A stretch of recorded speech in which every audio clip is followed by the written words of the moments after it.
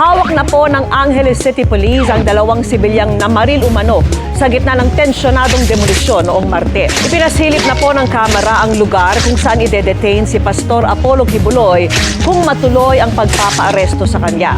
May hanggang Biyernes naman siya para sumipot sa Senado bagamat umaapela ng due process si Senador Robin Padilla. At nakatutok si Mav Gonzales at hindi muna tatanggap ng mga bagong pasyenteng magpapakonfine ang Philippine General Hospital kasunod ng sumiklab na sunog kahapon.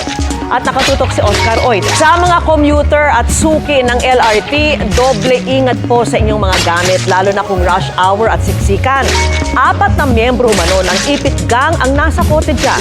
Ang kanilang modus tinutukan ni Chino Gaston. Pwede na muling daanan ang Mactan-Mandaue Bridge sa Cebu matapos pansamantalang ipasara dahil sa sunog na sumiklab sa ilalim nito.